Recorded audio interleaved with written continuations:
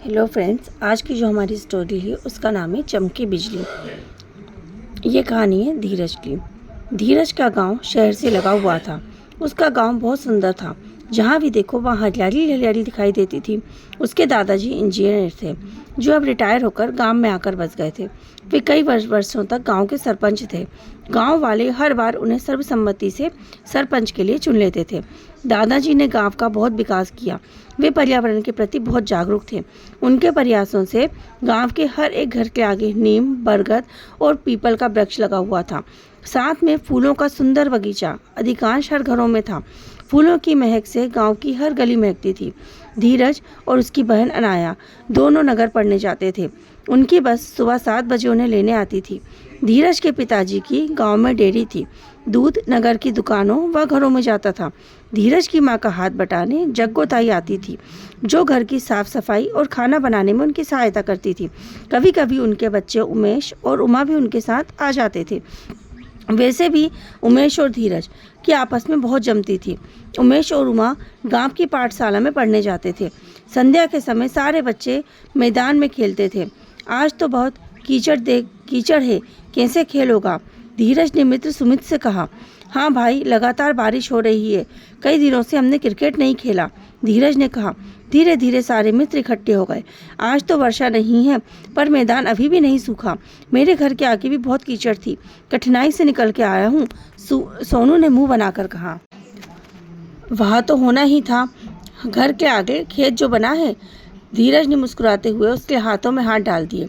पर मैं तो सोच रहा था कि आज तो हम मज़े से क्रिकेट खेलेंगे, भानु ने हाथ में बल्ला लेकर घुमाते हुए कहा। भानु, तुम्हारी अकल के पीछे भी लट पड़ गए हैं। कीचड़ सूखने में 1-2 दिन लगते हैं ना, धीरज ने ये कहा तो सारे मित्र खिलखिलाकर हंस पड़े। उमेश और उसकी बहन उमा दोनों भी पीछे खड़े उनकी बातें सुन रहे थे। तभी अनाया ने बाहर आकर उमा के साथ खेलने के लिए अंदर ले गई। अनाया भी धीरज और उसके मित्रों के साथ खेलती थी तो दोनों में अधिकांश झगड़ा हो जाता था, इसलिए वह उमा के साथ खेलती थी। दोनों को चित्रकारी में बहुत रुचि थी। वे अपने चित्रों में रंग भरा करती थी और पड़ोस की बानी और मोना के साथ सितोलिया भी खेलती थी। अब तू ही बता उमेश, कौन सा खेल खेलें? धीरज ने उमेश के पास जाकर कहा। ऐसे में तो हम अंदर बैठकर खेलने वाले खेल ही खेल सकते हैं भैया। कल तक कीचड़ सूख जाएगी तो हम क्रिकेट खेलेंगे। यूं तो धीरज, उमेश और उनकी आयु में काफ़ी अंतर नहीं था, पर फिर भी वो उसे भैया ही कहता था। सारे मित्र धीरज के अंदर आ गए। सामने के बरामदे में अनाया और उमा अपना चित्रकारी का सामान फैलाए हुए बैठी थी। धीरज ने कैरम निकाली और फिर खेल प्रारंभ हो गया। अरे भैया, यह बताओ कि तुम लड़के लड़कियां एक साथ क्यों नहीं खेलते? खेल तो सबको मिलजुल कर खेलना चाहिए, दादाजी कमरे से बाहर आकर बोले। दादाजी, कैरम तो 4 खिलाड़ी से अधिक एक बार में खेल ही नहीं सकते, धीरज ने बहाना बनाया। मैं आज की बात नहीं कह रहा हूँ, तुम लड़के लड़कियां हमेशा ही अलग अलग खेलते हो। दादाजी ने फिर साथ खेलने पर जोर दिया। ठीक है दादाजी, आगे से हम सब साथ में ही खेलेंगे, धीरज ने अनाया की तरफ देखते हुए कहा, जो उसे आश्चर्य से देख रही थी। कैरम की बाजी काफ़ी देर तक चलती रही। जब दिन ढल गया तो सब अपने अपने घर जाने लगे। उमेश और उमा भी अपने घर चल दिए। रात को फिर बहुत तेज वर्षा हुई। वर्षा के साथ बिजली भी बहुत कड़क रही थी। अनाया तो डर से काँप रही थी और अपनी माँ से चिपक गई। कभी लगा यह बहुत तेज बम फूटा हो। धीरज भी दौड़कर दादाजी के पास पहुंच गया। दादाजी, लगता है कहीं बिजली गिरी है। वह दादाजी का हाथ पकड़कर बोला। हाँ बेटा, शायद हमारे ही गांव में गिरी है, मुझे देखना होगा। वह उठकर बाहर जाने लगे। तभी किसी ने दरवाजे पर दस्तक दी। दादाजी उठकर बाहर निकल गए। साहब, राम सिंह के बाड़े पर बिजली गिर गई है, उस आगंतुक ने कहा है, जो धीरज ने सुन लिया। राम सिंह तो उमेश के पिताजी हैं ना? वह घबरा गया। उसे उमेश की और उमा की चिंता होने लगी। सब सुरक्षित तो है ना? दादाजी भी उसके उमेश के परिवार के लिए बहुत चिंतित थे। अभी कुछ नहीं पता साहब, वहाँ जाकर ही पता चलेगा। दादाजी, मैं भी चलता हूँ, पीछे से वह बोला। नहीं बेटा, मैं ही जाऊँगा, दादाजी ने कहा तो वह निराश हो गया। जब तक भी कई गांव वाले आ चुके थे, सब उमेश की घर की ओर चल दिए। वह बिस्तर पर लेट तो गया, पर उसे नींद नहीं आ रही थी। वह जानना चाहता था कि क्या होगा। वह जग्गो ताई, उमेश व उमा उनके पिता की सुरक्षा को लेकर सोच रहा था। पर बिजली तो बाड़े पर गिरी है ना, वहाँ तो उसकी भैंस और बकरी भी रहती है। वह प्रार्थना करने लगा कि सब ठीक हो।